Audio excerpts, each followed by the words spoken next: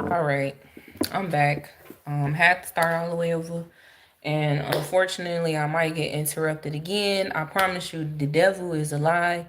Because people they come, they interrupt. The devil be within them, and then they just want to start issues and start problems and stuff like that. But this is exactly what I'm talking about. This goes according to this message as well. To be honest, you know. So hopefully you guys can hear me. We're starting back over. Unfortunately. And it's crazy. I was 40 minutes in and then here you got somebody knocking and stuff like that just to have an attitude. I'm not, yeah, but we also living in the times too where I want you guys to start speaking up for yourself. Start putting your foot down. Start letting people know what it is. Respectfully though, you know? I don't care about what people think about me, how people feel about me. I don't care. Because the majority of y'all are a lost people anyway. The majority of y'all are a part of this lost generation. The majority of y'all will die in your own sins because you don't want to listen. You don't even want to take stuff like this serious. You know what I'm saying? Do not come in here talking about everything else other than the topic because you will be removed. I promise you. You will be blocked, you will be removed, and this is just, I'm speaking in general, and I'm speaking to anybody that has ill intent. If you come in here with ill intent, you will be removed with the same intentions that you came in here with, just to let you know. So, we were basically talking about how people, well, the next generation inherits nothing.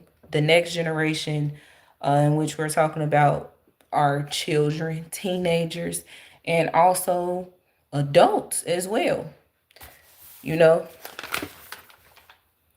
the topic is always pinned below for those of you that don't know, for those of you that are unaware. And if this is your first time, thank you. I appreciate you for tuning in. I appreciate you for coming in here and listening. But if you want to engage, the topic is always pinned below. If you don't want to engage and you just want to sit and listen to what I'm talking about, the topic is pinned below. Like I said before in the last stream, there's two people that I listen to. One is Stephen Darby, and his YouTube is Stephen Darby Ministries. God rest his soul. He was an amazing pastor, amazing. He talked about and preach a lot of things that a lot of pastors are very afraid to say because they are afraid to lose their congregation. You know what I'm saying? Um, so we're gonna start off removing people out of the stream. And another person that I listen to is the Masters of Voice Prophecy. Her name is Sister Celeste. A lot of you guys may know her because a lot of you guys call her a witch, and she's not a witch. You know, she is God's child and God's chosen, and she is a prophet, and God speaks through her. So I just want to say this. I took notes on a lot of things that she said, a lot of things that God spoke to her about, in which she uh, talked about in her video. That this video that she made was recorded back in 2022. Um, and it actually resonates with the society that we live in today in 2026. So yeah, she's not a witch. It's just that her prophecies are unfolding. It's just crazy how people will call her a witch, but yet and still they sit up here and they believe in horoscopes and tarot card readings and things like that. You know, at the same time they believe in God, so they say. Uh, so she talked about how people have no interest in being born again. Just this is I always talk about stuff like this because people are so comfortable living in their sins. They're comfortable, you know, in the flesh right now, and they don't want to be disturbed. They actually want to tell me to shut up and be quiet and, you know, cuss me out, call me names or whatever the case may be, because what I'm talking about, you know, is not what they want to hear. So she talked about how people have no interest in being born again. And the word that she used for that is apostasy. And I sat there and I'm like, man, what is apostasy? You know what I'm saying? So she broke it down and she said apostasy is one who is risen high with God, one who loves God. Now they live an unholy life as if they don't even know God, as if they don't even know who God is. So that is a apostasy, apostate, you know.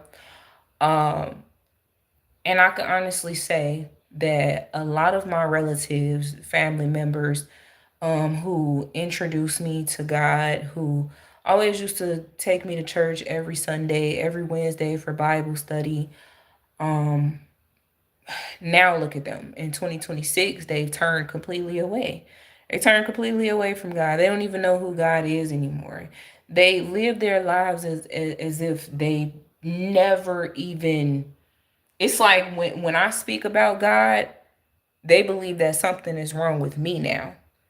Nothing is wrong with them. Nothing is wrong with the fact that they don't even speak about God anymore.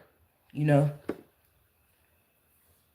moving forward, I had to take note. Like I said in the last stream, I took note because I don't want to take credit away from her at all.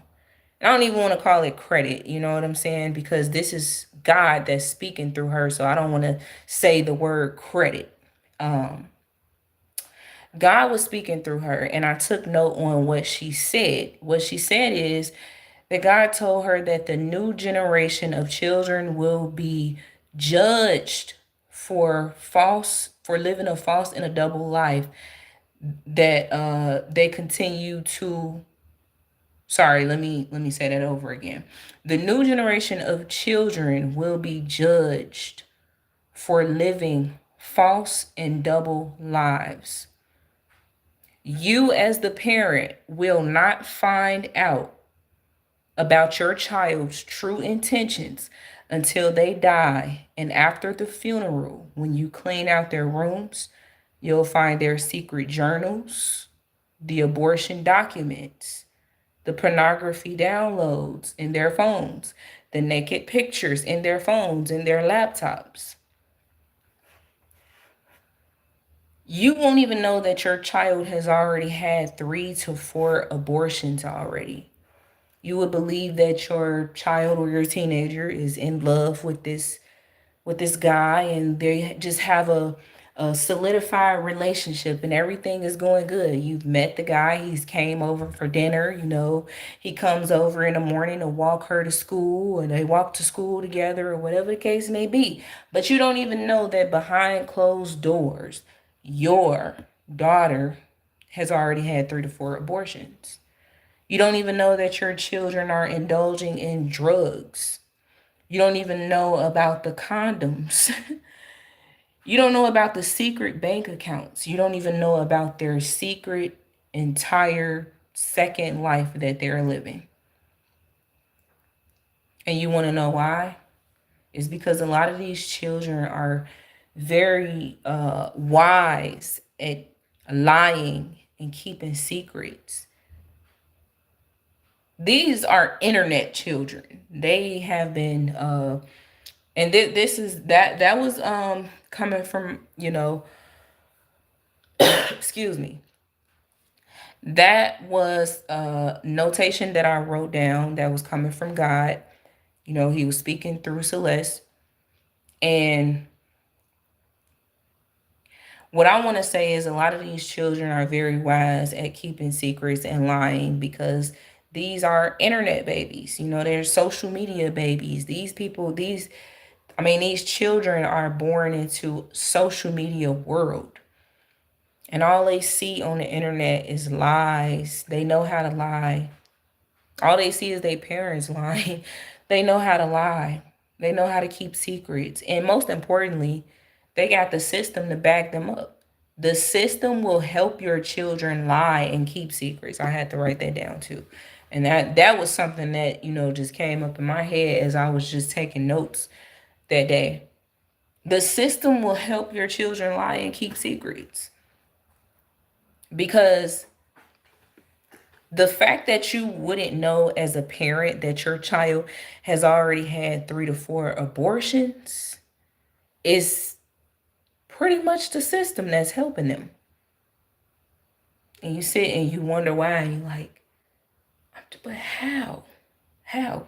How did this happen without my knowledge? Because it's easy for them to walk inside of the abortion clinic or Planned Parenthood or whatever the case may be and get a pregnancy test done.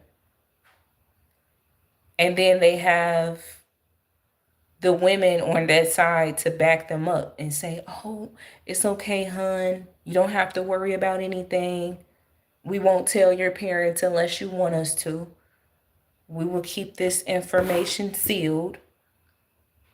And you don't have to tell anybody if you don't feel comfortable telling anyone. We want to make sure that your medical records are safe with us. They're safe with us. No one will know. Yeah, y'all don't even know. These young girls are out here popping these day after pills. What's the name of that? Day after pills, whatever the name of the stuff is. I've never did one before. But I had a lot of friends, who used to take that stuff. So that, if when things happen in the bedroom or whatever the case may be, and they call it an accident, they can prevent the child from developing by taking a certain type of pill. They even have abortion pills. Yes, they have abortion pills. And all you got to do is go to the Planned Parenthood, and they give you 2 options. They give you the abortion pill, or you get the suction, or whatever they want to call it. You get that done. And you choose which one you want. And a lot of girls, they choose the abortion pill because they feel like, that's the best one. How is it okay for you to go to a clinic, get an abortion pill, and then go home and just wait for the baby to fall out of you and then just flush it down the toilet. Flush the baby down the toilet like it's nothing. Like it's not a human being, like it's not a blessing. Like the baby isn't a blessing whatsoever. This is what this is what these teens are doing. And unfortunately, I hate to be honest with you like this, but children are too. Children are too. If your child is able to have a menstrual cycle at the age of 9, then you better believe that your child is capable also of getting pregnant. A lot of these children are laying down in the bed at young ages. I'm telling you. You may think that they're not. A lot of these children are sexually active at very young ages. You may think that they're not just because they're children. It's like, oh, the innocent little children. And then you believe that God can't judge children either? Yes, if they know right from wrong and they know exactly what they're doing. And a lot of these children, they know exactly what they're doing. Some of them know exactly what they're doing as young as 6 years old. Very young, making adult-like decisions. And a lot of people, they try to excuse the decisions that these children make. And it's like, oh, well, they've been through a lot of trauma. Well, why that might be so, explain to me why your child is deciding that, I pick Tommy, and when we get on the bus, I'm going to do some nasty things to him on the back of the school bus on our way to our field trip.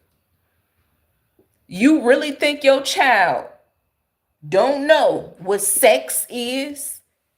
See, that's y'all problem. You look at these little young children and you think, oh, it's an innocent little girl. That's an innocent little boy. They don't know. They do. They know. Because that's what you're allowing them to see, not only just online, but in the movies that you're allowing them to watch. You allowing your own child to watch sex scenes. And if you ain't allowing it, then who else is? Because when you not around, they got access to the phones. You giving them phones, you giving them tablets, you giving them television privileges. See, a lot of these children, they got privileges, they got options. Okay, they know what they doing. They know they know what giving HEAD is. I'm trying to just spell out these things. Okay, I'm trying. But let's keep it real. They know, and then it's crazy because they know what to do in the bedroom at a young age. Let me give y'all an example. The real life situation, right? This lady that I knew a while ago, she I forgot what type of work she actually does. Like, I don't remember her exact title, but I remember, when she came up to me and she was like, "Hey, how you doing?" And we knew one another. So I asked her, I'm like, "What you got planned for today?" She said, "Oh, I'm actually about to go to this daycare." Now, her job was to go to child care centers that was under investigation, child care centers, and also home daycare centers that's under investigation that got reported and whatnot. So this one child care center was reported. A situation happened in which so the classroom consisted of 3 and 4 year olds. I believe it was one teacher. Technically, it was supposed to be more teachers inside of the classroom, but it was one teacher that day. Um, and it was like 10 to 12 kids, 10 to 12 and 4 year olds in the classroom, right? The kids were left alone, unattended, because the adult left out of the room and went to go do something totally different. So she felt like these 3 and 4 year olds are old enough to watch themselves, no supervision whatsoever. There was a little 3 and 4 year old boy and a girl inside of the classroom that actually liked one another, right? So let's just say they turned up missing, okay, out of the classroom. And in the teacher's eyes, when the teacher came back, she did not see them. She did a head count. She didn't see them. She said, "We missing two of the kids. Where are they? Tell me where they are now. Tell me where they went." A boy and a girl. So the kids pointed to the closet. The teacher pulled the closet door open, saw the little boy with his pants down and the little girl on her knees, you know, doing things. You already know, doing things to the little boy. Yes, 3 and 4 year olds. You really think? First of all, they should never been left alone. But you really think that is a prime example? You really think that a 3 year old or a 4 year old doesn't know? Especially, like I said, when you're giving them so much access to things on the internet. When they see things at home, it's sick. That's why I say this is a very sick, disgusting world that we live in. And so the lady, she had to go and investigate this child care center because now they were under fire for even, number one, not having enough teachers in the classroom with the 3 and 4 year olds. Number two, leaving them unattended. And of course, the parents were in question at this point. Because now the child care center is like, how do these kids, 3 and 4 year olds, know about stuff like this? But like I said, a lot of y'all really be forgetting that it's what you introduce to your child. It's what you allow your child to do, what you allow them to see. So yeah, children can be judged as well. See, God is the only one who knows us according to our heart. 1 second.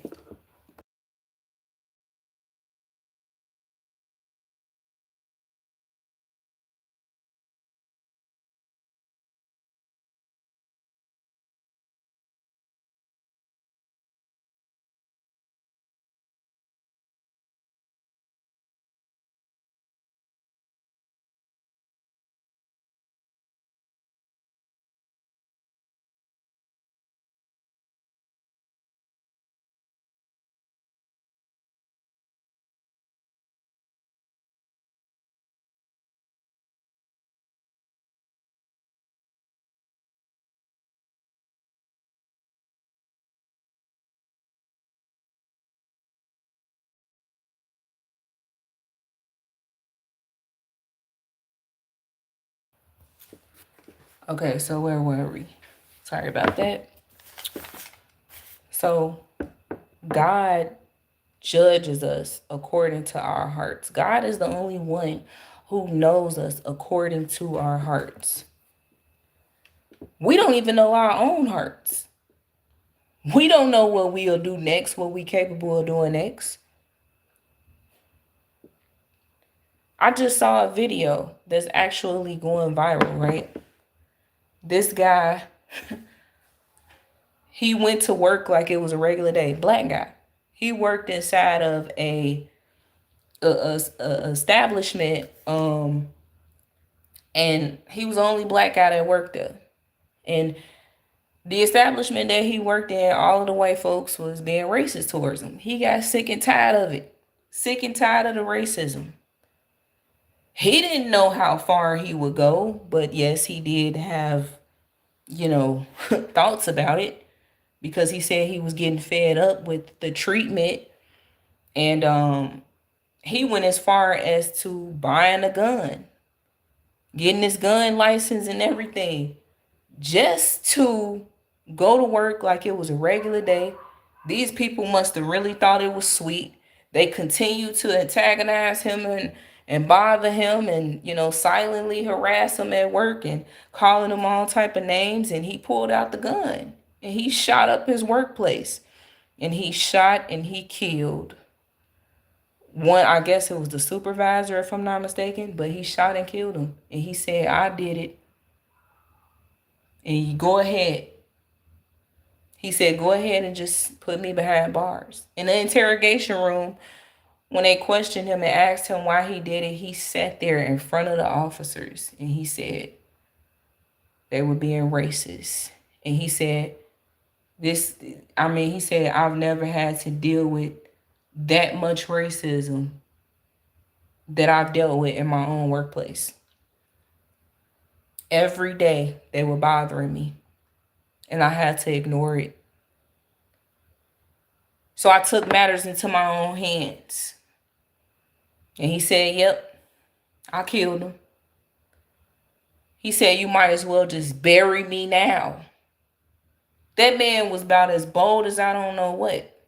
He felt like it was such a relief to him to do that. But at the same time, he said that, yes, now that I think about it, I could have went about it a different way, but it's done.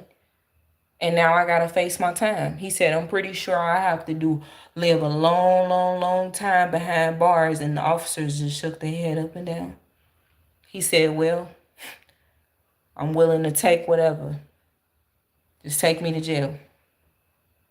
See, we don't know how far we would go. God knows our hearts. We don't. That man got so fed up that he didn't even know that he would be a murderer one day. Yes, he could have went about it in a different way. I have to face racism every time when dealing with this evil, wicked system.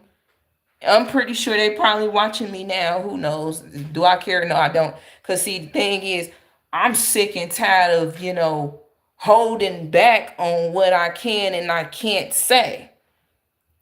And one thing you ain't gonna do is tell me what I can't say. I mean, don't get me wrong. I'm not going to say anyone's names. Because do I care to say their names? No. I'm not going to give anyone's address, because do I have their address? Absolutely not. And even if I did, am I going to give out their address to the public? No. Am I going to harm someone? No, but I mean, people take my words as a threat anyway. So what does it matter? You know, that's more harm than anything. But you get where I'm coming from. I got to deal with a demonic racist system that continues to label me every chance they get. Do you think I'm going to show up at their workplace with a pistol? Nope. Ready to shoot them? No. Because I already know if I even had that type of thought process and I decided to go along with it, of course I'm going to be locked away, or I might have to just, let them go ahead and take me out.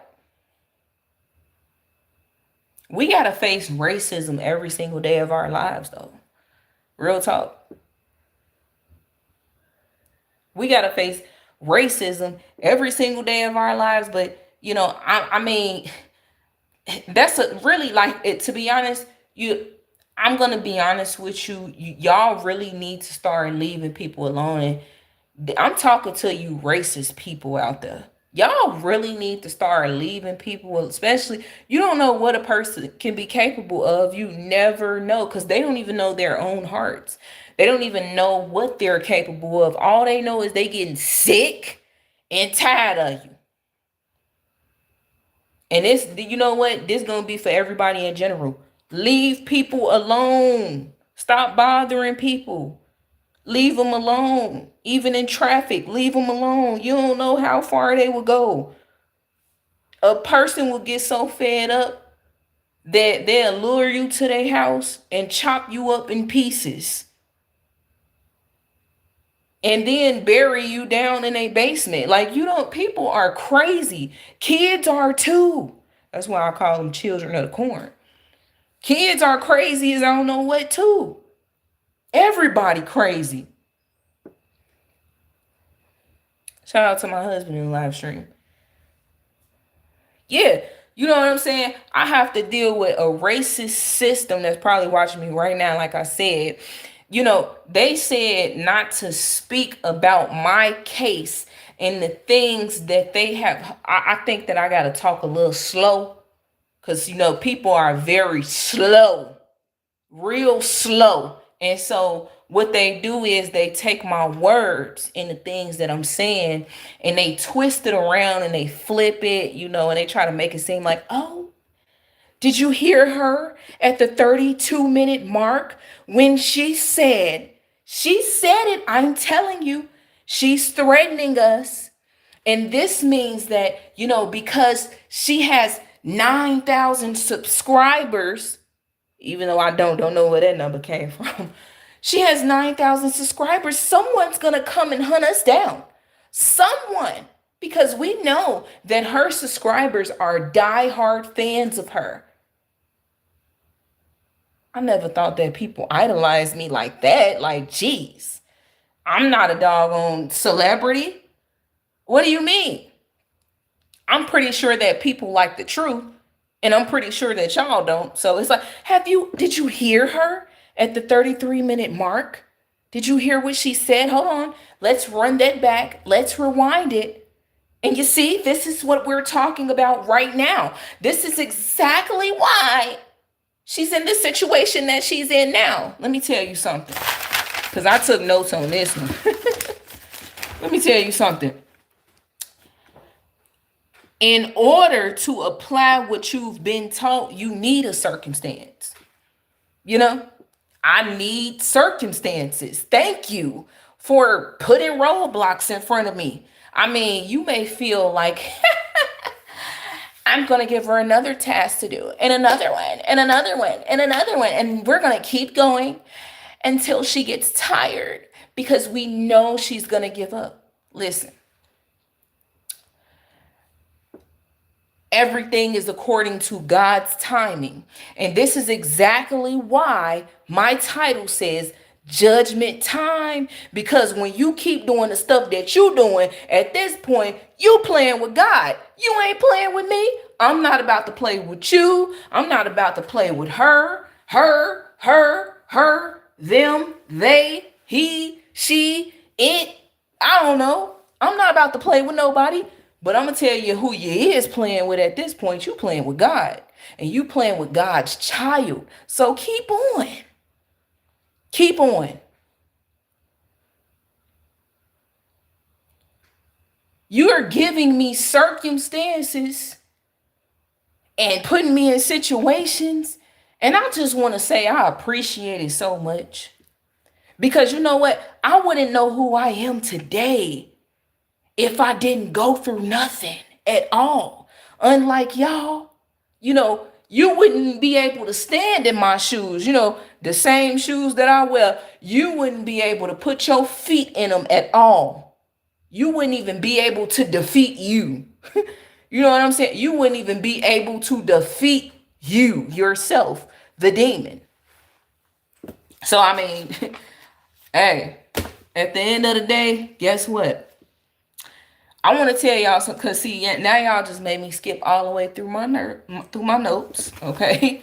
Because now I'm about to get on a whole nother, staying within the same lines of judgment, but since we talking about it, and we're talking about a situation in which a guy then committed a murder, because he was sick of the racism on his job. He didn't walk in his job and shot at everybody and killed one person, and the rest of them was very, lucky to be alive. And you know what's crazy? I just gotta say this: when they put the 911 call out there, when they put the 911 call out there, and I'm listening to the 911 call, the racist people that was on the phone talking to the 911 operators were still in the background talking about this man, calling him names still while he's in the background shooting up the place. Obviously, they still ain't learned a lesson. They just feel like the lady was on the phone and she was just like, he shot my brother. He shot my brother. You shot. And I'm looking like, you still, this is not to excuse what he did. But it's just plain as day, right in front of your face. You about to die and you still trying to be racist? I don't understand racist people. You about to die. You got the gun pointed at you. And you still being racist. Y'all have gotten to a point in life where y'all have not learned y'all lesson through anything, you racist people. I'm telling you. They get lawsuits filed on them. They end up in jail. They end up with their careers stripped away from them. And they still be racist. That's why I said judgment time. Because guess what? God don't like racism. I hope you know that. And I know a lot of y'all, y'all don't care because you don't believe in God, but you gonna care when it's judgment time and he tell you, depart from me. I don't know you. And you're like, God, please, I'm sorry. Just give me one more chance. No. Them chances is over with. You had chances, times and chances, and you did not take them. But moving forward into my situation, Jesus learned obedience through suffering. So for you racist people, you racist system that want to feel like, oh, look at them, they're suffering. See, they're suffering the consequences because they deserve to go what they're going through. Nah, we don't deserve to go through what we going through. Y'all just, want to continue to put more things on us because you find fun out of it at this point. But hey, you playing with God at this point. Judgment time. I mean, it's the fact that y'all really don't get it. You don't believe in your mind that you can die someday. You just continue to do wrong and treat a person wrong because you feel like I'm going to keep getting away with it. But I'm going to be honest with you. There's people that has done wrong and they have times and chances because God gave them times and chances and he allowed them to have times and chances. I think I got to say this a little louder because, my neighbors, they listening and stuff. I don't care. He's giving them times and chances, and they continue to take advantage of it. And guess what? Guess where they end up the next day? They don't get so lucky. A lot of people don't get so lucky to wake up the next day. A lot of people wake up the next day and they got health issues. A lot of people wake up the next day and they are sick. Sick as I don't know what. Sick to the point where they in the hospital. Sick.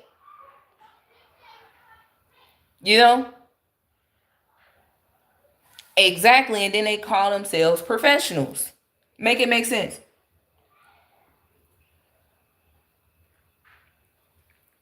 Excuse me, I have to drink some water.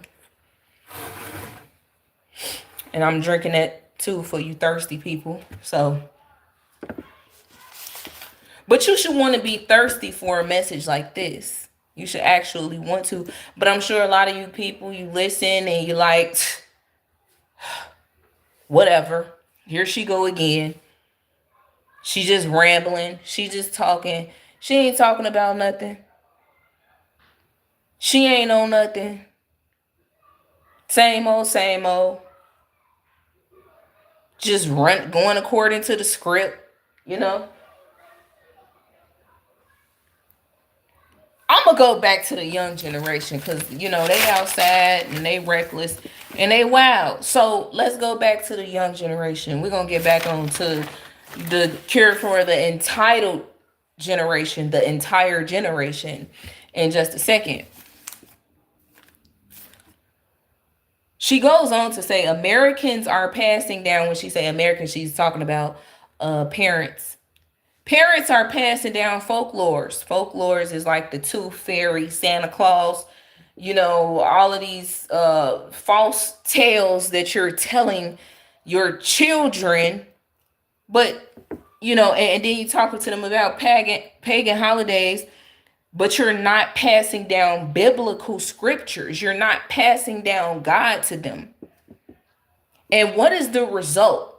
What does that look like for the young generation of children that's out here wilding right now? This is why I call them children of the corn. And I'm sorry. I'm sorry, but I just gotta be honest with you. A lot of these children, they do know better. They know better. They know that there is a God and they know that there is one God. One God. I do feel sorry for the children that don't know. And we have to fault the parents, but unfortunately, a lot of these children are going to be judged for their wrongdoings and for what they believe is right and for what they believe is righteous. They believe that dwelling and living in the flesh is righteousness. They believe that they're not doing anything wrong. What am I doing wrong? I'm just living my life. I'm having fun. They make excuses. A lot of these children are doing drugs at a young age. Yes, there was an Uber driver that we were in the car with a few months back that actually had told us that he had two 13-year-olds in his backseat. He said he didn't even know that they were 13 until they actually said their ages. And then when they opened up their mouths, he can see that they were babies. But they acted like they were maybe like 18, 19. He said that they were in the back seat doing cocaine, a hard drug, snorting it. And he said he didn't even realize it until he said they were back there real quiet and they kept laughing and giggling. And he just happened to look up in his mirror and he saw them in the back with the snorting it off one another's hands. He said he pulled over and he told them, he said, I will put you out my car right now, but I'm about to get you to your destination because I don't want to just drop y'all off anywhere. Put that stuff up. Matter of fact, throw it out. And I'm sorry, me personally, I would have had to just call police. I would have had to, because I ain't going taking you, because the destination that he took them to wasn't no better. He was taking them, he said it was to a block club party with a bunch of adults, though. So they're getting high in the back seat off of hard drugs, two 13-year-olds. Y'all don't even know the things that y'all children are capable of doing. These children feel like, what? What am I doing wrong? I'm living life. I'm having fun. I'm just young. I could do whatever I want to do. They really feel like they could do whatever they want to do. And they try to use their age as an excuse. I'm just young. I'm trying to live life. I'm trying to have fun. You know? So, like I said, the result is godlessness. In the end, nothing will be inherited except death and standing before God for judgment. Nothing will be inherited except death and standing before God for judgment. 1 second.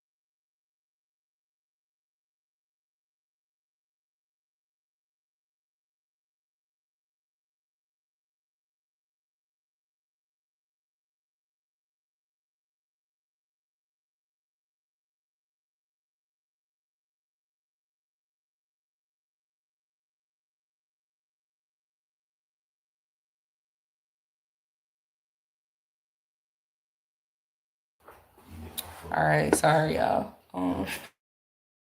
That. So like I said, the in the end is nothing will be inherited to these children, because since you want to go out and you want to have fun all the time, and you think that life is about fun, and you think life is about uh you know you think life is about harming others, see, a lot of these kids are so ruthless nowadays that they harm other children with their own words. Through their own words, they will tell a child, you know what, you should just die right now. And they think that it's okay. And they feel like it is okay. You should just die. Hang yourself. Why don't you just do us a favor and just kill yourself? That's a shame, man. And then soon as you tell the parents, and you know what, your son just told my son that he should hang himself. Okay, what you telling me though? What you gonna do? And it's like, okay, I see why your child act the way that they do. Because you don't have God within you either. You actually justifying your child's sin.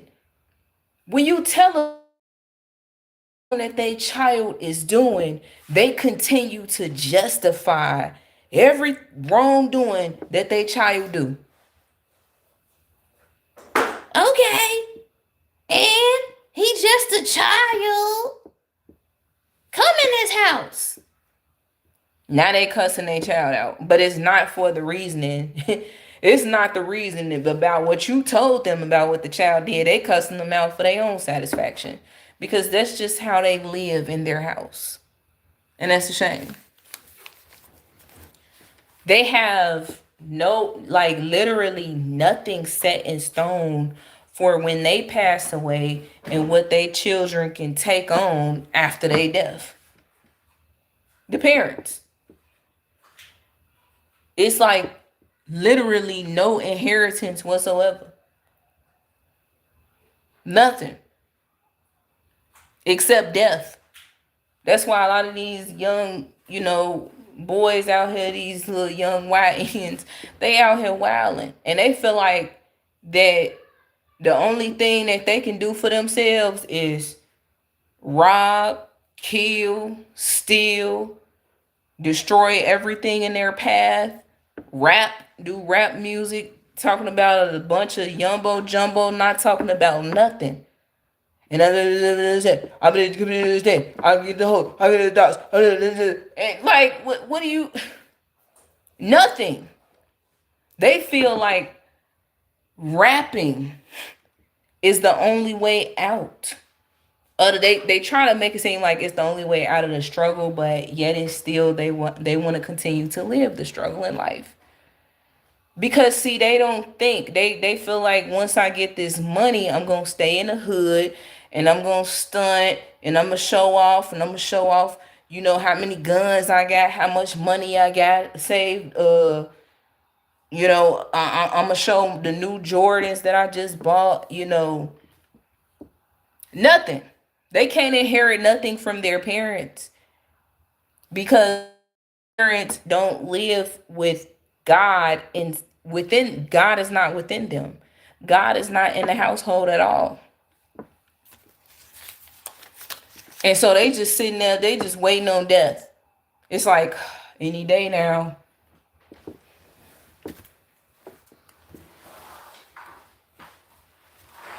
You say yet and still they can get a simple job, but they rather risk their freedom. It looks a lot cooler to die. Yes, it looks a lot cooler to just die or go to jail. And even the females are doing it too. The young females, I just got to be honest with you. The young 304s, they feel like the best way out is to sleep with 15 dudes, have 20 abortions, and 2 kids by the time they 20 years old with no father still. And then, they're still living through their trauma by creating more trauma for themselves because they don't want to learn. They have yet to learn. To be honest, that's how a lot of these girls out here are nowadays anyway. They don't want to learn. They have not learned through anything that they went through. What they do with that trauma, especially the young ladies here in Chicago, what they do with their trauma is they start rapping too. They go into the rap game as well. you know? Well, they just start creating these little groups, little, harlot groups and stuff like that. And they start having orgy parties. Yes. And they go and they get their surgeries done. Yes. When they get their money. But like I said, in the end, nothing will be inherited except death and standing before God for judgment.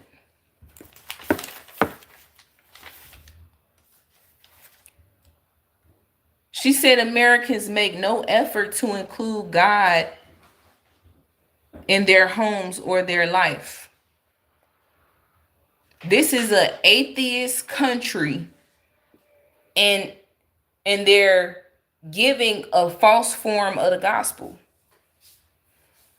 This is an atheist country. The United States of America is not a godly country whatsoever. Everybody here, pretty much everybody worships the devil himself. And then the majority of them, they believe that, they got God. What are you talking about? I love God. And then they say stuff like, they know all the right words. He's the way, the truth, and the light. And then they turn around and they stepping outside of their marriage.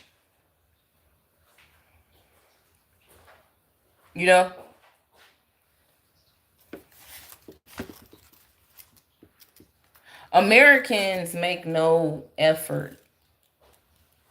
I just want to speak for this neighborhood. Like, a lot of people, a lot of parents around this neighborhood, a lot of these households within this neighborhood, there is literally no godliness, no structure in the homes whatsoever. Just nothing except demonic just demonic love in the home. They glorify. Give me 1 second.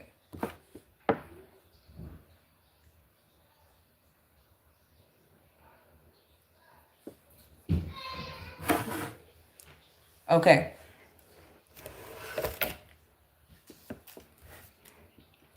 They glorify ungodliness in the homes.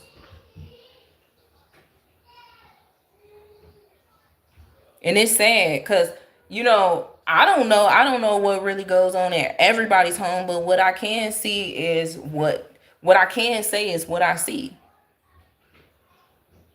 From the outside looking in, all they do is listen to satanic music, celebrate paganism. They celebrate pagan holidays so strong through this area, it is crazy. They passed it down to their children. The children love the holidays. And without their holidays, they're very angry.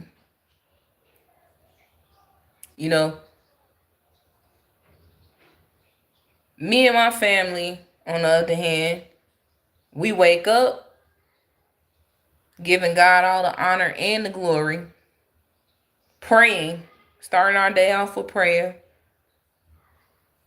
We stay as positive as possible. We know that the devil, be trying to seep and creep and stuff like that, but he be trying. The devil gonna always try you.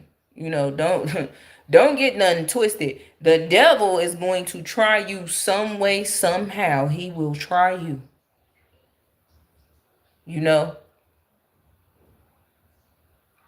But we keep God in this house because for me and my house, we will serve the Lord. I don't care who don't like it. I don't invite nobody to my house because if I know that you ain't got God in you, you definitely ain't stepping in this house. And even if you have to, whether it's a maintenance person or whoever, they always run. They always run. For somebody that gotta come in and fix something, man, they look around and they be like, ooh, it just looks too God-like in here. I can't do it. We had one person a while back, right, come over here. And this specific person was a relative, right? I'm not gonna say no names or anything. But this person came over here and they said, I can't live like this. And I'm like, live? First and foremost, whoever said you was living in here? That's number one. Number two, this is how we live our everyday lives. We love God, okay? And we keep God in this household. So, like I said, as for me and my house, we will serve the Lord. If you ain't trying to serve God, get to stepping. This ain't it for you. Go on to one of these little demonic households around here. You know? She got on the phone with people. She was calling people. She said, yeah, I'm over here at so-and-so house. I can't live like that. I don't see how they live like this. Like, how exactly do we live with God? I'm just trying to understand that. Exactly. How you can't live with, and mind you, this is the same relative that quotes Bible scriptures, you know, but I guess it's just not, see, a lot of these people that sit here and they quote Bible scriptures and they try to act so Christian like and so godly, like it's just not enough entertainment for them. It's not entertaining enough for them. So they can't live like this. So it's extremely difficult. He was good too. Mm-hmm. I got you. I got you. Mm-hmm. I love you more. Yes. Yes. So yes. First, and this I gotta say this because man, she hit it on the nail when she said this. She said, you cannot choose how you die if you continue to sin. I know a lot of y'all ain't gonna like this one. Excuse me. If you continue to sin without repentance, God will take the breath right up out of you. Y'all think that's comedy? Wait until you can't breathe no more. Lord, forgive me. I'm sorry.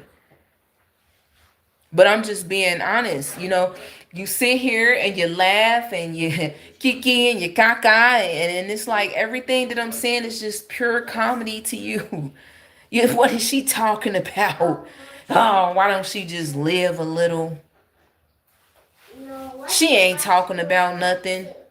Oh, here she go. It's just, all the wrong words to say.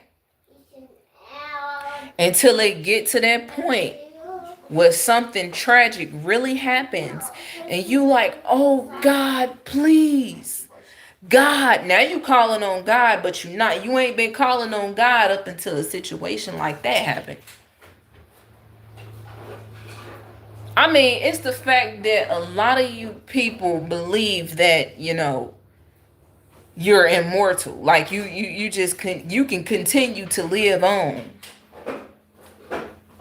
You really believe that you made of some sort of, I don't know, some sort of whatever that can make you continue to live.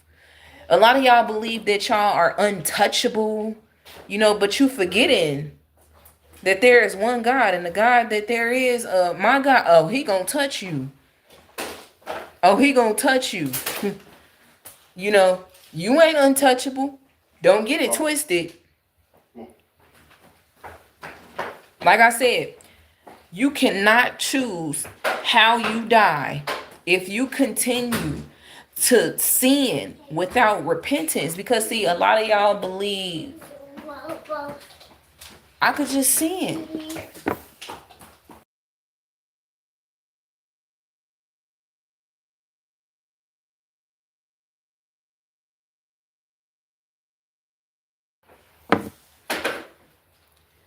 If you continue to sin without repentance, God will take the breath right up out of you. You know, you will be breathing right now, and then the next minute, I'm hold on. Let me break it down for the people that are very slow, real slow to listen and understand what I'm saying. Cause I think I need to break it down into the terms in which you can understand. I don't see people, they take the things that you say for a joke. Mind you, these are my notes from my sister in Christ, from the Masters of Voice Prophecy blog, if I'm saying it right, Sister Celeste. And she is a prophet that was called by God. She is God's chosen. She's God's child. And the majority of the time, I'm gonna be honest with you, I could look at a person and I could tell like, nah, can't follow them. Something off about them. But my sister in Christ, I can tell that this is God really speaking through her. She is an end times prophet. She was called by God. I could just feel the eyes right now just looking crazy. Like, what? What? Nah. Look at her. Told y'all. I knew that. I knew something was wrong with Danny T. I knew something was wrong with her. She believe in stuff like that. But she sit here and she talk about everybody else. Y'all, I'm telling you, she believe that. What is she talking about? Ain't no God called nobody. Y'all don't know. You don't know. Because a lot of y'all don't even listen to things like this to be able to know and to be able to understand. You know, you hear things like this and you scroll right past, you swipe right past. Because like I said, it's not entertaining enough for you. So, like I said, I took some notes from her. And a lot of this stuff that I wrote down, it is not verbatim. Because I don't want to make it seem like these are the things that God was saying to me and take that away from her. But I had to take note on this specific uh this specific topic and which she was talking about, which is a video that she recorded from 2022. I'm sorry, this specific prophecy.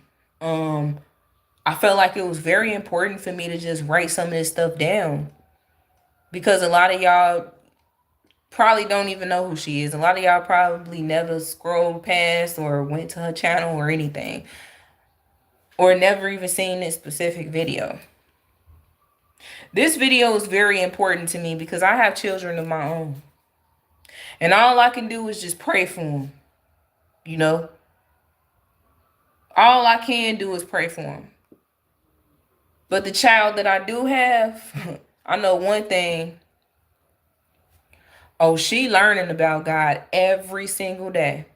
She even talks to me about God. Believe it or not, yes, a young toddler can talk about God. We done introduced her to the biblical cartoons. And she talks to us about Adam and Eve. And she talks to us about the sneaky, sneaky snake inside of the garden. And it's just so beautiful. Because this is what you want your children to get into. You don't want them looking at all these, movies and all this All this crap that don't even mean anything. We training her up in the way that she should go. We're training her up according to the word. You know? So I got to say it again. You can't choose how you die. If you continue to sin without repentance, God will take the breath right out of you. And like I said, let me try to break it down because a lot of y'all probably don't understand. What do you mean God will take the breath right out of me? Well, if you continue to sin without repentance and you think that it's okay to keep doing what you're doing and living in the flesh because you feel like you got more than enough time to enjoy your life, keep on enjoying it. And watch and see how you won't be able to watch and see anymore. Because you're going to wake up. You ain't going to wake up. But you're going to be in a place where your family don't even want you to be at. They're going to be doing balloon releases and putting you on a shirt and coming to your graveyard and talking over your... Yeah, I don't even understand why people do stuff like that. You know, they go to the graveyard and they get to talking to the dead. Let the dead rest. Talking to the dead, doing balloon releases and talking to the sky like they up in the sky. No. The last thing that they was doing was getting high. So where you think they at now?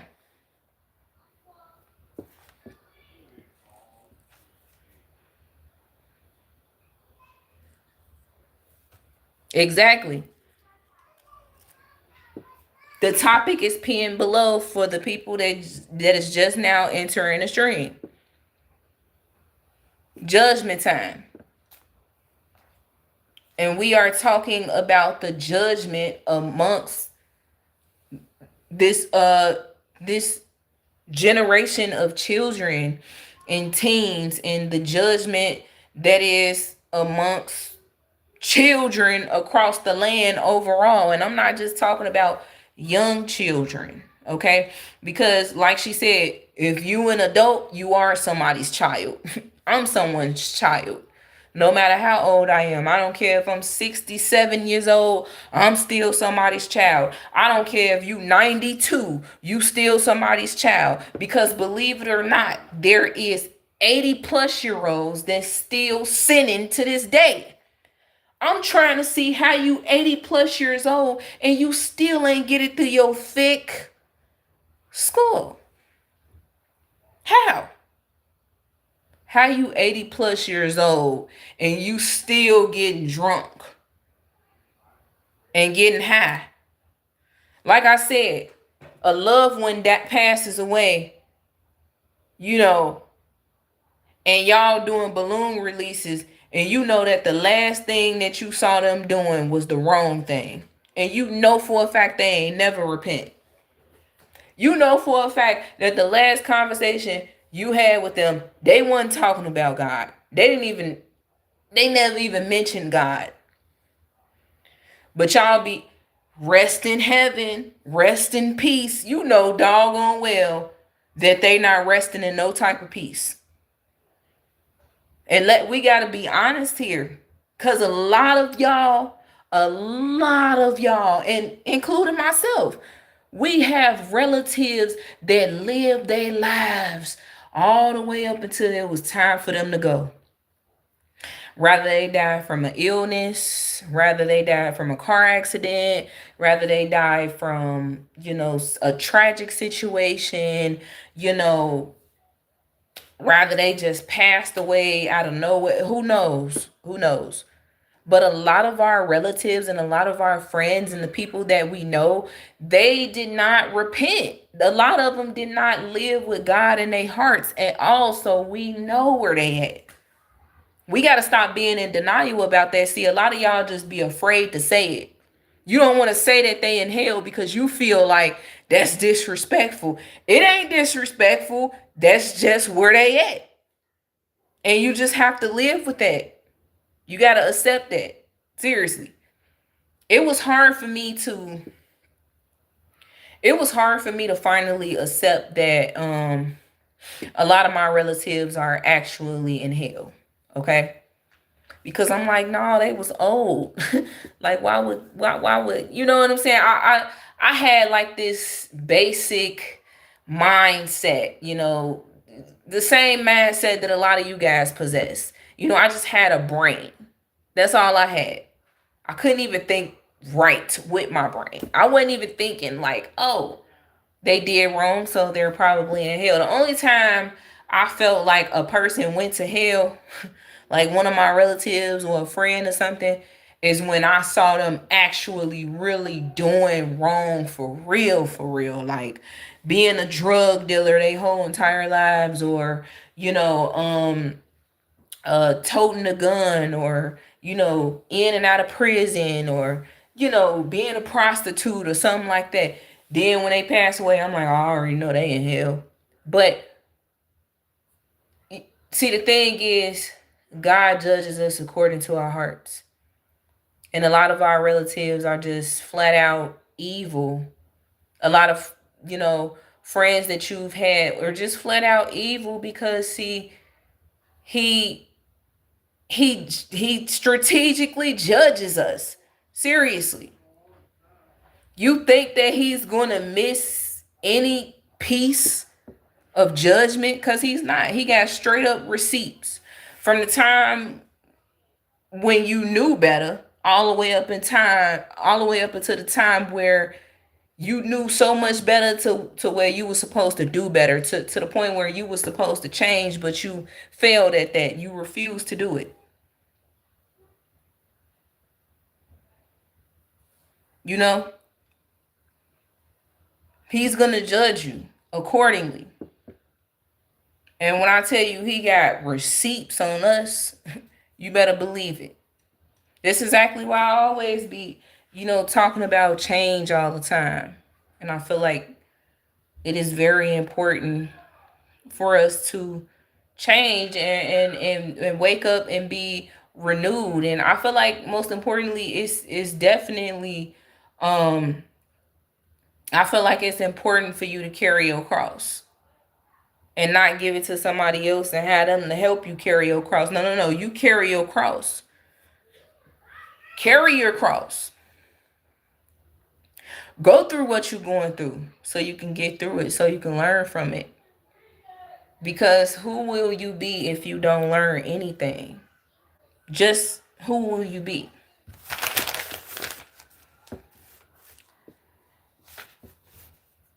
She said that God spoke through her and said, they will die by the error of their ways.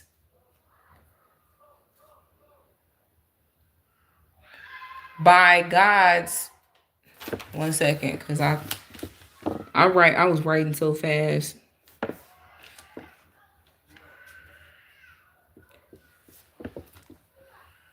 They will die by the error of their ways, by God's judgment.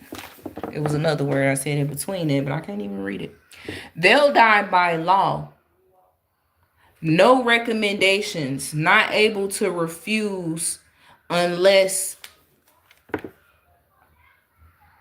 So, okay, so we're going to go into that.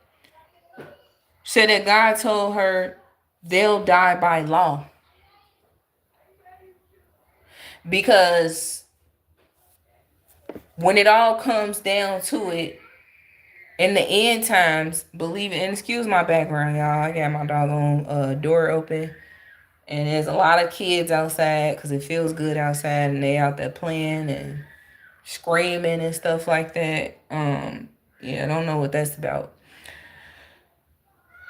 But these children, they'll die by law. God told her that there will be a law that they come out with. In the law, with this law, it will be a law to kill children, to blatantly kill children.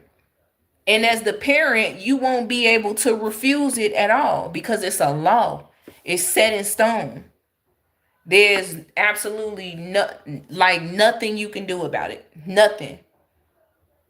When they call the age group and they say 12 to 18 years old, you don't have a choice. You can't stop. You can't stop them from taking your child and killing them. You have allowed your child to, this is the judgment upon this country.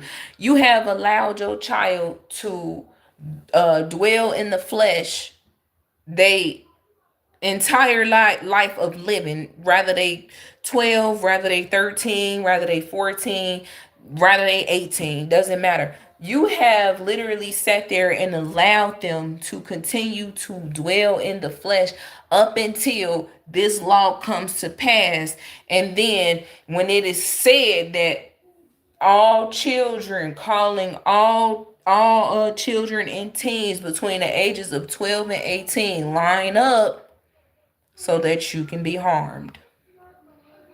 You can't scream out and say, no, no, y'all ain't about to do nothing to my child. Not gonna be anything you could do about it. You had too much time to help your child change their ways, but change their ways, but instead you continue to allow them to dwell in the flesh because you felt like, I'm doing it too. Might as well let my kid do it too, right? Y'all people literally believe that y'all have so much time to do wrong, that it is sick. It's ridiculous. They will die by the error of their ways. Habitual sinners, even adult children, possess habits of sin. The children of the times, the time that we living in, are habitual sinners. They love sin. Adult children have possess habits of sin. The wages of sin are piled because they don't fight off the sin. They continue to feed it. Exactly. And this is what God is speaking to Celeste about. Their wages of sin have piled because they don't fight off the sin. They continue to feed it instead. So when you continue to feed your sin over and over and over and over and over every single day, you wake up every single day in your life and you decide, perfect day to sin, right? Well, I'm not saying that y'all really think like that, but that's what it looks like. But the reality is you continue to do wrong and you don't see that you're doing wrong because your pride has blinded you so hard. It's to the point where you cannot see the wrong that you're doing at all. You feel like what you're doing is just normal. Everybody sins. We all do wrong. Okay, so just because everybody sins and we all do wrong, you believe that it is right to keep doing it. You believe that, man, I got plenty of time to live. More than likely, what am I? I'm 40. I'm going to live all the way until I'm probably 90. Who knows? I might die at 75, but hey, it is what it is. I need to enjoy my life while I can. Do y'all not know how many people I used to hang around that would say stuff like that? Literally. They would say stuff like, man, might as well enjoy this life that we live in. YOLO. Sick. And the worst thing that Drake could have did is come out with that song. You only live once. Because people literally believe that since you only live once, then this is just nothing but an excuse for me to continue to do wrong. And only God can judge. Yes, he can. Yes, yeah, only God can judge. But the righteous can too.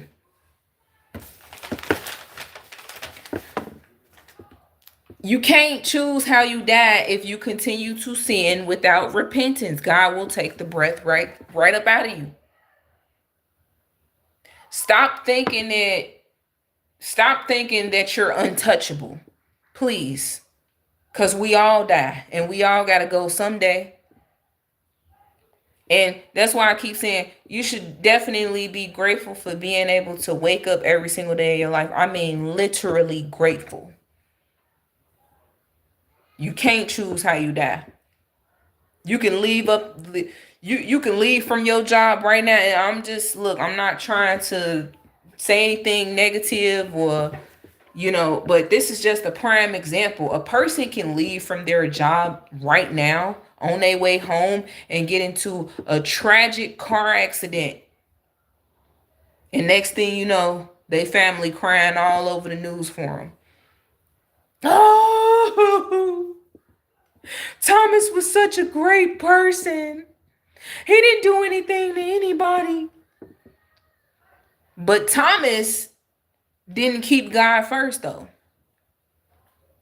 You know? Thomas felt like YOLO. Thomas felt like, man, I got too much time. I might as well go ahead, work, keep working. Work until I die, make this money, go out on the weekends, go partying. I'm a good person, though. Just because, let me tell you something, just because you're nice to people and you don't and you don't start drama with people, and you're not a drama king or a drama queen, and you don't keep up mess, and you don't start fights, and you're not in everybody else's business, it doesn't necessarily mean that you're a great person. It's the thoughts, the things that you think about that possesses you to do wrong, that possesses you to continue to indulge in sin. You can't choose how you die. When it's your time to go and you're gone, your family gonna be grieving over you. Your family is gonna assume that you're a great person because you stayed out the way. You made it happen, for your family. But you always believed that it was you only live once. So I might as well enjoy my life while I can. Might as well make this money, chase my dreams, chase my goals, so I can get to my destination. Because a lot of people out here believe that once they chase their dreams and their goals, they're going to finally get to their destination. But let me tell you something. It's the journey, not the destination. Because there is no destination. It is the illusion, literally.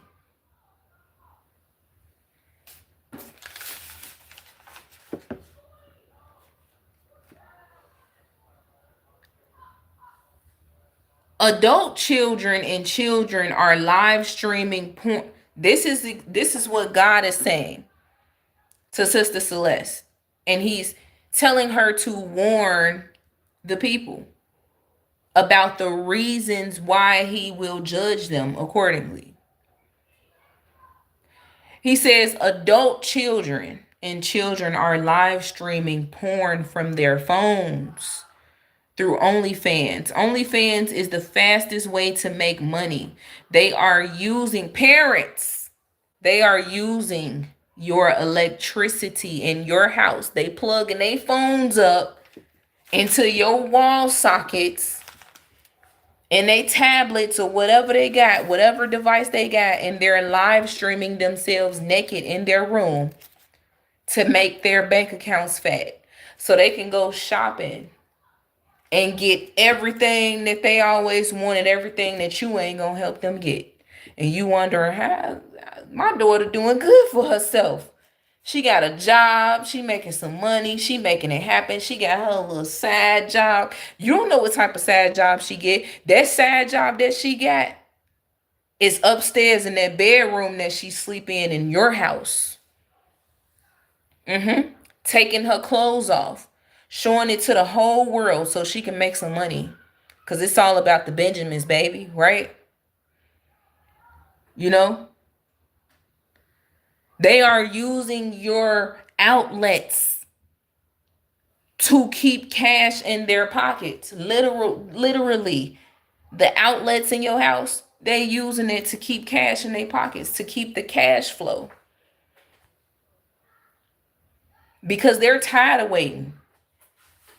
They don't want to wait for no job. Job? What? You know, these young teenagers nowadays, they feel like, and these these adults, they feel like, man, I know a faster way to get some money and to keep a steady income. All I gotta do, what? Get on OnlyFans, give me an OnlyFans account, take my clothes off, show something here, show something there. And once I'm done, I'm gonna make at least $1,500. I'm gonna make at least $500. It's a shame how far people will go for the love of money. For the love that they have for money, they will go so far. Children who will be judged are children who masturbate. Yeah.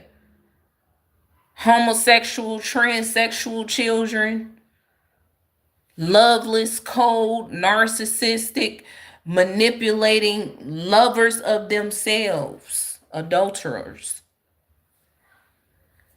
These are the children who will be judged. Y'all really believe that these kids don't be in a room touching themselves? They are exposed to too many things. This is 2026. If you believe that a child don't know how to touch themselves, I think you need to think again. Yes, they know how to touch themselves. Yes, they know about sex. Yes, they know all about it. And yes, they know how to get down in the bedroom as well. They know what they doing.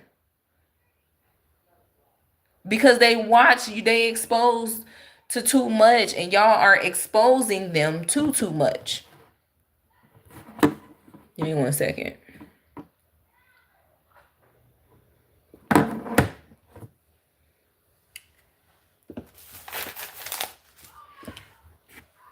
Homosexual, transsexual children will be judged as well.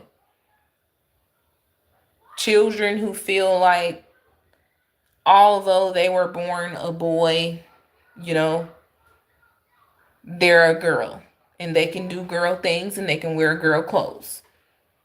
Same thing for the little girls that were born girls. They believe that they're boys. And it's just a shame that a lot of y'all parents are allowing that. That is sick. That's sick. And you, as the parent, you will be judged right along with your child. Loveless, cold-hearted, narcissistic. It's a lot of narcissistic children out here. Jeez. Manipulative children. Lovers of themselves. Always got the phone like this. I mean, if you go outside around a bunch of children right now, I guarantee you're going to see them in their phones. Taking pictures, uploading them to social media all day. They stay in their phones all day. They will die with their phones, literally. You said, I feel that come from them being spoiled. Should have made them struggle so they can take the long route with God. Exactly. Exactly. A lot of these children are spoiled because they got the type of parents that say stuff like, you know, when I was coming up, I ain't have it like that. So I don't want my child to go through what I went through. I want to give my child the world. Even if I gotta I gotta break my neck to work, I will. This is exactly why we live in a world full of undisciplined adult children and children. They have no self-discipline whatsoever. None. No self-discipline whatsoever. And then they grow up and then they just want the fast life. They want everything the fast way.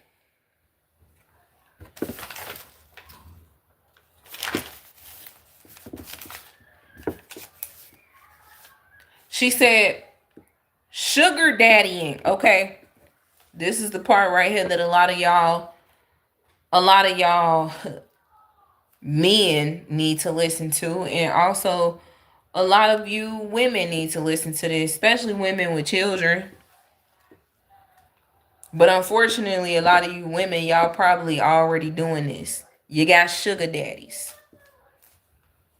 But see, sugar daddying used to be older men finding young girls and paying them to be around or paying them to, show a little something.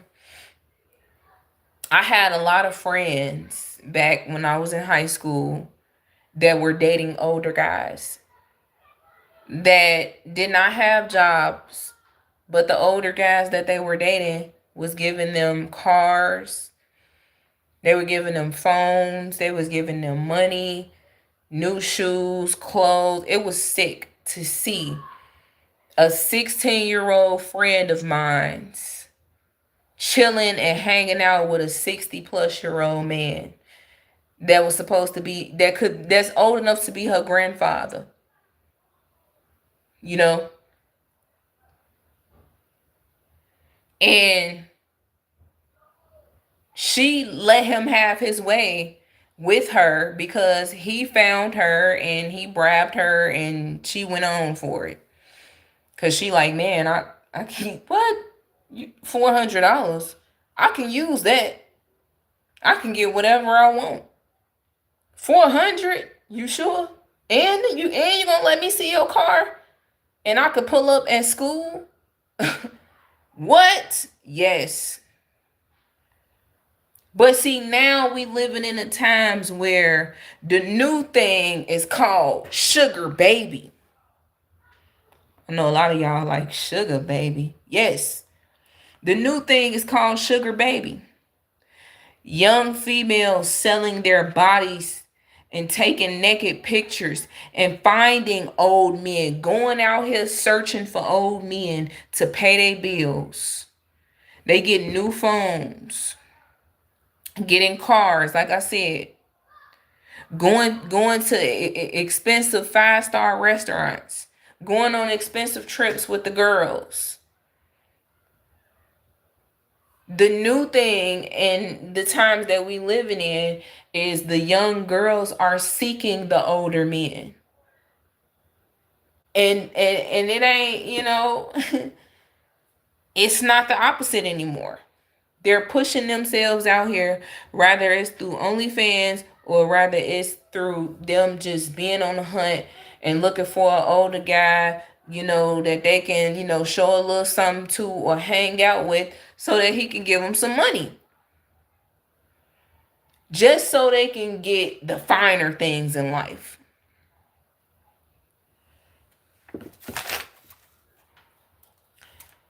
She goes on to say, no single person is marked for judgment. No single person that is marked for judgment can escape it. Not even a young child. Like I said earlier, not even a young child. God is trying to pull our souls out of the fire before judgment time. See, a lot of y'all, you despise God because he's trying to actually help us before our time comes for judgment. He wants us to renew ourselves. He wants us to be reborn again. But when you keep rejecting him, he has no choice but to allow you to face your judgment. He's trying to pull your soul out of the fire that it's in because a lot of y'all souls are dead. And that is the biggest reason why you continue to sin and why you think that sinning is okay. Your soul is on fire. You already spiritually dead, and he's trying to pull you out. He's trying to send people like, my sister in Christ, Stephen Darby. He's trying to send people your way to help you to understand these things. He uses people like myself, like my husband, to get on these platforms and talk about these things so that we can also help you. A lot of y'all be like, man, whatever. You ain't perfect. I'm not. But guess what? I'm reborn every single day. I am reborn. Every day. I'm a new me. Every day I'm learning myself. Every single day. And I'm just trying to help y'all to come on over to this side because this is the side that you want to be on. You don't want to be on that side where there's you a sugar baby, or you're live streaming from porn from your phone and getting on OnlyFans, and you don't want to be none of these things overall that I named that we're talking about. God is trying to pull our souls out of the fire before judgment. God is saying the last call for the narrow road. This is the warning that he's giving us. Last call for the narrow road. Literally.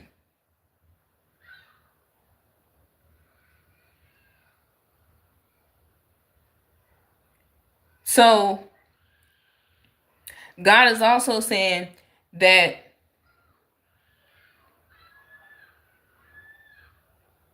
with this new generation of children,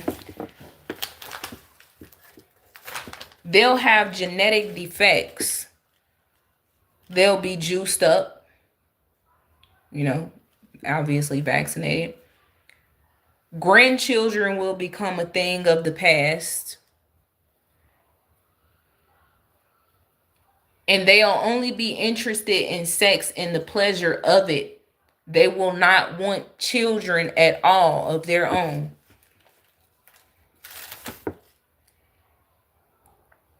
And it's sad. Is that I just gotta say that is sad. That because a lot of these children or teens or whatnot, they only do what they only do what they've been raised up on, or they only do what they've been exposed to. Like the commercials, the ads, all of that's driving them into vaccinations. They feel like vaccinations is the way. And they don't even understand that what's inside of these vaccines. They don't even understand. Grandchildren will become a thing of the past.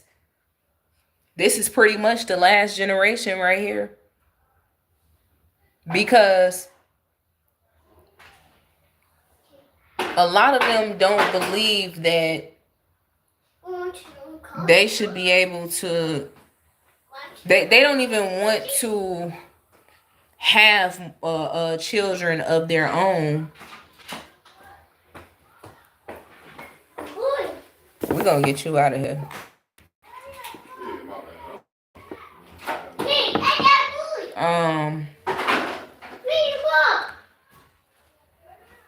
Like I said, grandchildren, this is what God is speaking to Celeste about, to warn the people. Grandchildren will become a thing of the past, only interested in sex. A lot of children are only going to be interested in the sex word and the pleasure of it, and they will not want kids of their own at all. They won't, because they just feel like, man, I'm getting this pleasure, and that's all I want. That's all that matters.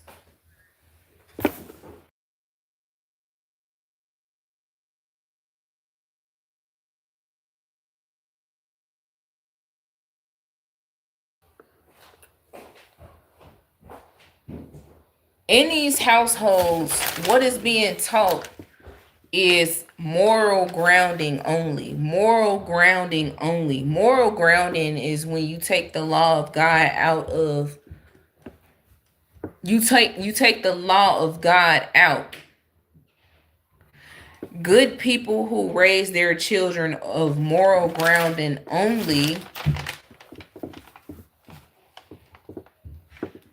children in households who won't keep God's law need to understand that this is the end.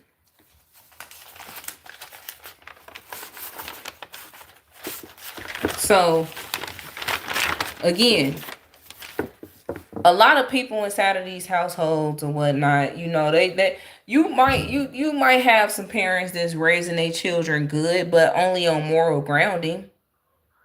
You know, they're raising their child in a good way, but without the law of God. They don't even want to put God inside of their households. That child got good mannerism and everything good, but the law of God does not exist inside of their household. They don't even know God at all. All they know is the systemic way of life, chasing dreams and goals. That's all they know. So those type of children that are raised on moral grounding need to understand that if they don't keep God's law, they have to understand that this is the end. He will judge you like that as well.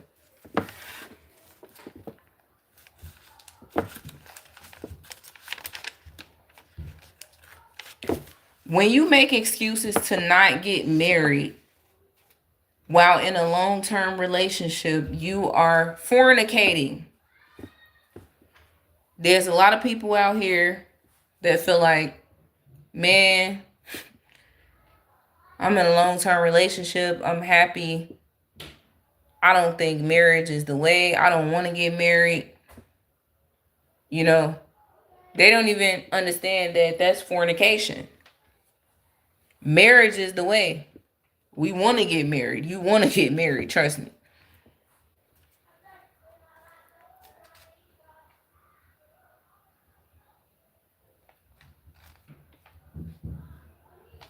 Just reading over the notes. Okay, so that's pretty much kind of like repetitive. But overall, we're gonna end that piece off by saying fast parents, fast and pray to save your child's souls. Do not just hand them over to the devil. Don't just hand them over to the devil. Yes, they did. They pick Satan's side. You know? And they feel like that is, that's where, look, I'm comfortable, YOLO, you only live once. You only get one life to live. Yes, and if you get one life to live, why would you not want to take advantage in a good way? According to God's law. Why would you not want what's best for your life? Like, why would you not want to do the right thing? Why would you not want to walk in a path of righteousness? Why would you not want to keep God close to you every single day? Y'all keep the devil so close to y'all. It's to the point where, like I said before, the devil that found his happy home, he knows exactly where he resides at. And it's right there in your heart. See, these next notes that I have from Stephen Darby, shout out to Stephen Darby. You will never grow if you cannot embrace criticism. To all you people on the internet that's probably listening to me now, or that's going to hit the replay button and listen to me, I just want you to know this. Shout out Stephen Darby. God rest his soul. Because we know Stephen Darby is definitely in heaven. You will never grow if you cannot embrace criticism. Everybody ain't hating on you. They just see the truth.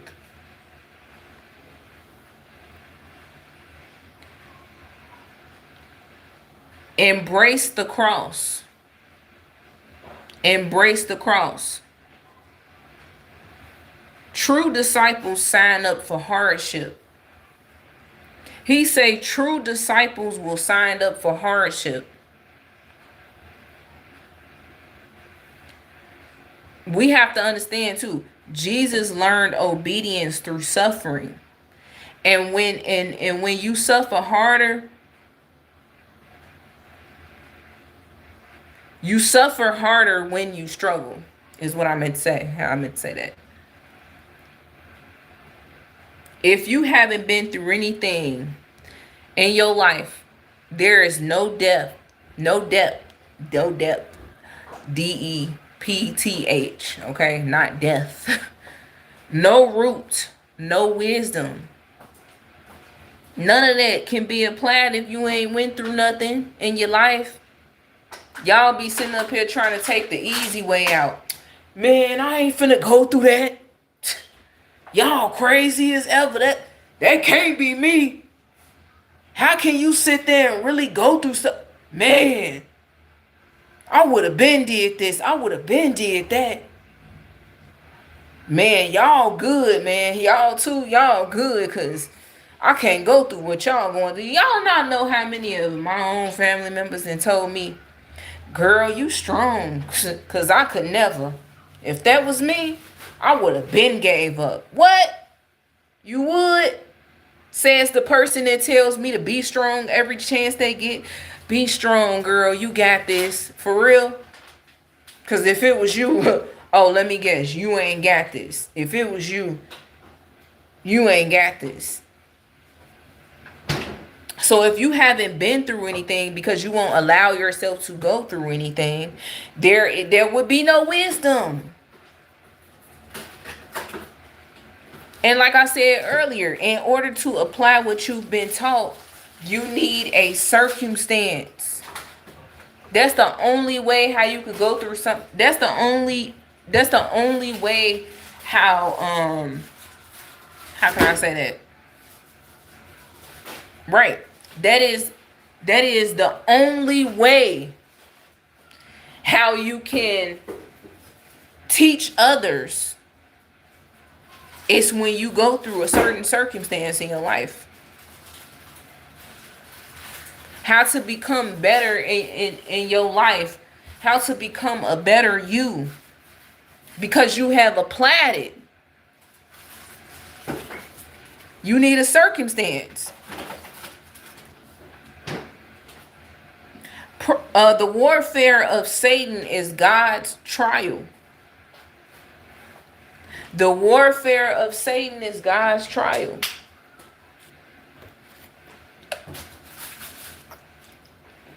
Excuse me. Whew.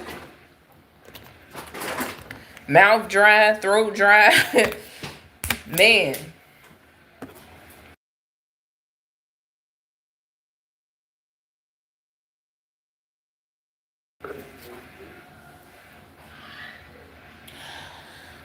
Pressure. Always know this, y'all. Pressure is a true testing mechanism. Pressure is the true testing mechanism. You have to literally, and we're going to end this real soon, man, because honestly, y'all, sitting here in the same position is hurting my legs. Literally. Pressure is a true testing mechanism. All that pressure from that circumstance that you're going through, it's a test. It's the only way for, for you to become a better version of yourself. And when you keep avoiding that, and when you don't want to go through that because you could never, you don't want to you don't want to allow yourself to go through circumstances, then, hey, you done missed your beat. Because, see, God will allow you to go through certain things in your life because it is a true test, a true testimony.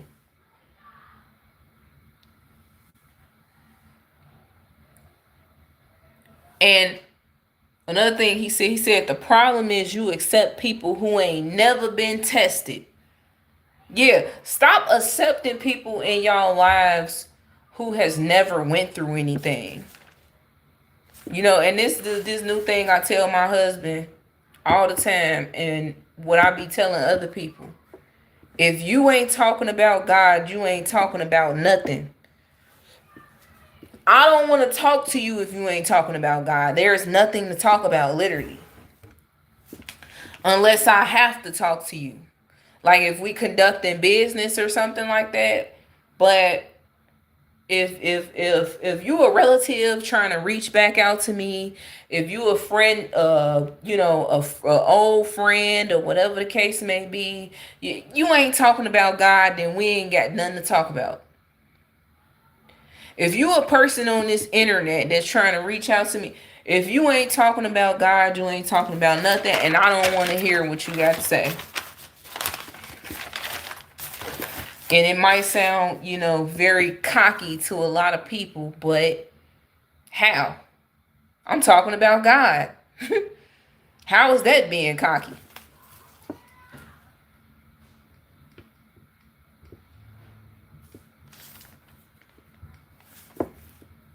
A lot of y'all got to understand also, this is another note I took, that, what they call mental illness is not a mental illness, it's demonic intent. You don't even understand that there was a seed of hate that grew inside of your heart. And fools don't want the truth, they just want your time.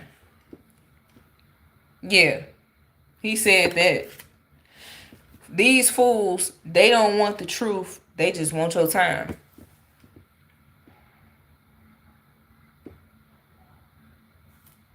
They just want to hear you talk. They just want to hear your voice.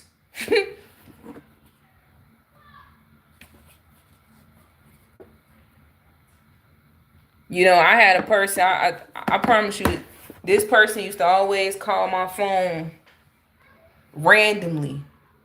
And I promise you, I did not want to talk to them. But they would swear up and down that I just want to hear your voice. I just want to hear your voice. That's all. But soon as I start talking that truth, they don't want to hear that. Literally, they don't want to hear it. Look, I just called because I just want to hear your voice. They just want your time. They just want to hog up your time. Because nothing else matters other than, you being on their time.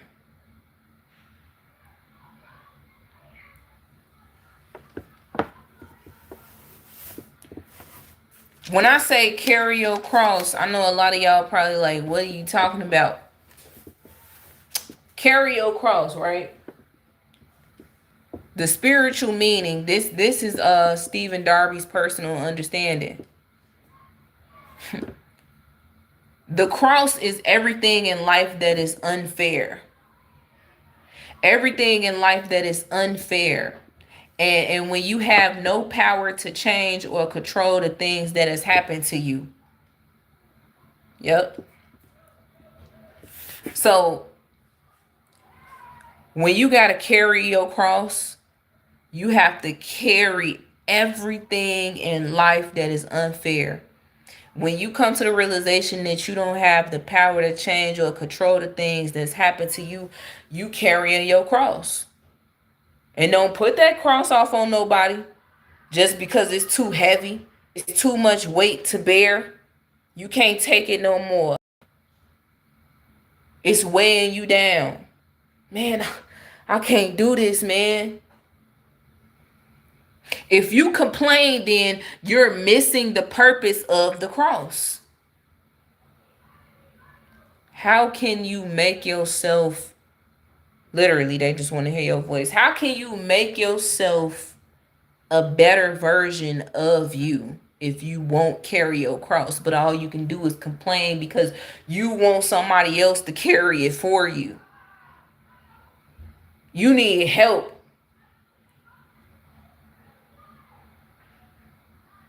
The cross is the power of God.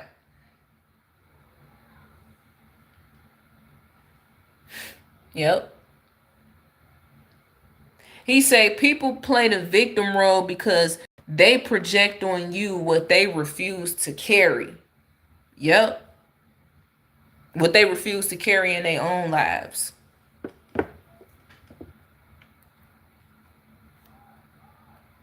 People will play the victim role because they project on you what they refuse to carry in their own lives. People will get mad at you when you tell them, nah, see, you gotta go through. What you mean I gotta go through it? I don't gotta go through nothing. What you call, okay, so what you calling me for again? Cause I was just trying to talk to you about what I'm going through, but you don't want to hear what I'm going. Then now they ready to argue with you. They will project on you what they refuse to carry. That's why, the block button is it's not fun to have to use that. It's unfortunate that I have to use it. But there's this new thing that I do. When people continue to play with me, and I'm not going to say it. I'm going to just say it's a legal route. Okay? So if you want to continue to project what you refuse to carry by consistently hitting me up and to try to spark up conflict after I've asked you to let me be, I don't want your problems. I don't want to carry your cross. I got to carry my own cross as it is. Then, hey, we're going to have to, we're going to have to go the legal route.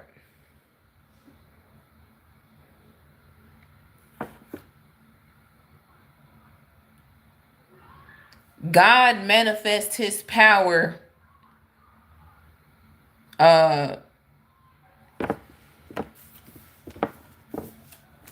Yeah, okay. See, I was writing kind of sloppy. God manifests his power better in weakness. See, a lot of y'all feel like you have to be perfect. You know what I'm saying? You got to make a lot of money. You got to be rich. You got to live your life like it's golden, in order to be in order to go to heaven, in order to end up being a God-fearing person. But I'm telling you, when you weak and when you feel like you hit rock bottom, it seems like those are the ones that God chooses. He chooses you through your weakness because he manifests his power through your weakness, better in your weakness. Because he's going to build you up in front of the same people that put you down.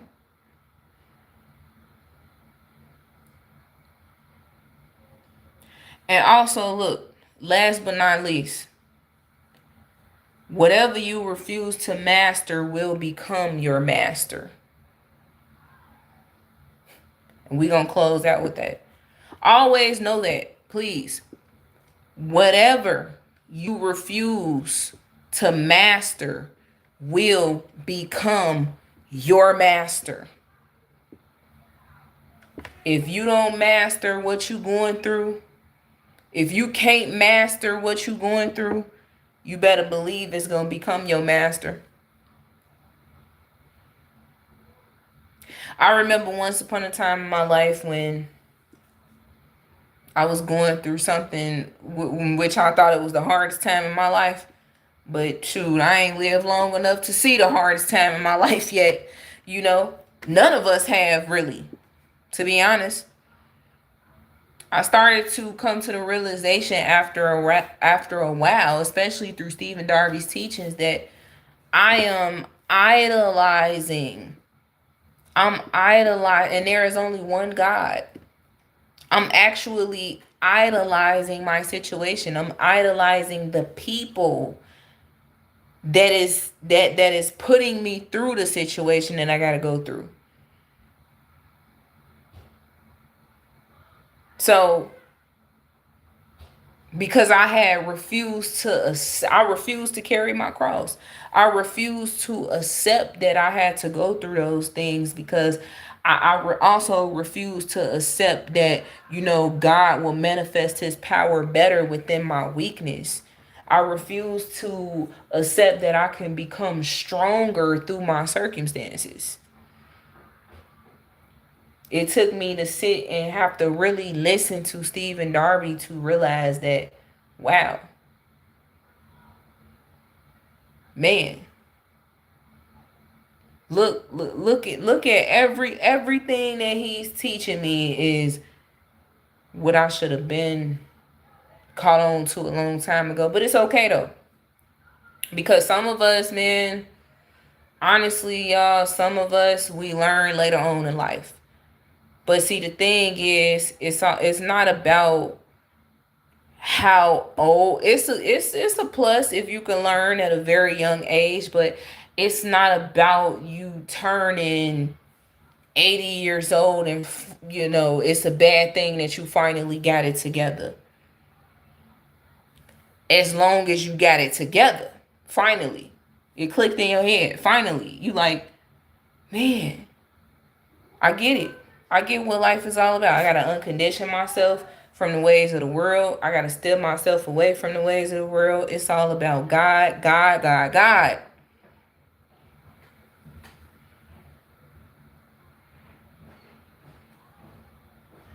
Yes. Carry your own cross. You know? So, those were my notes. Okay. Next time I come back, I'm going to have a book full of notes. And just always know this before this stream ends. Whatever you refuse to master will become your master. And like I said before, never be afraid to speak up for yourself. Never be afraid to speak up for yourself. Never be afraid. And I mean that. Stop letting people get away. Please stop letting people get away with treating you wrong and doing you wrong. And I'm not trying to say be like dude and commit a crime and end up in prison for the rest of your life just because. Exactly. Last call. This is the last call, man. I told y'all, I remember I had made a stream last year letting y'all know that, man, God, he not playing with us no more, y'all. I felt it. I knew it. God came within me to be able to make that stream and let y'all know he's done playing. I mean, he never has played with anybody, but I mean, the times and the chances is up. It's either you gonna get it now or you gonna wait until you are no longer here existing on this earth. His whole purpose of allowing us to live every single day of our lives, y'all, and giving us another chance every day, being that you were one of the ones that was fortunate enough to wake up this morning. His whole purpose is for you to be able to carry your cross so that you can make it, to the kingdom of heaven. To understand and realize who he is. He wants you to understand that and know that. But y'all don't want to listen. This is the last call. The very end of the days. Excuse me. You gotta get it now. You ain't got time to keep fooling around. You ain't got time to keep doing people wrong. You ain't got time to keep stalking someone when you have their child and not letting them, see or hear from their child because you have a personal vendetta against them, or because you love money so much that you don't want to give the child back to the person that they came from. Look, we are in the end of days, and you will be judged according to your sins, believe it or not. We don't have time to keep trying to disrespect people and say stuff like, what you're not gonna do is disrespect me. I mean, if you can sit there and disrespect someone and then get upset when that someone tells you that you're wrong, then sir or ma'am, you're being a narcissist. You're being a narcissist, a full-blooded one. It's not too late. God loves us all. It is not too late to get right with God. It is not too late to do the right thing. You don't have to be a certain age. It doesn't matter, bro. It doesn't matter if you're 90 years old. If you can comprehend exactly what I'm saying and you understand, then you know that this is the last call. This is the last time. He ain't gonna keep giving you too many times and chances. His whole purpose of giving us times and chances is for us to change our ways and to become better and to become greater than what we were yesterday. It starts now. Y'all keep playing around with your life. Because it's about what she said, and it's about what he said, and it's about what they saw, and it's about what they think. What about what God thinks? What about what God sees?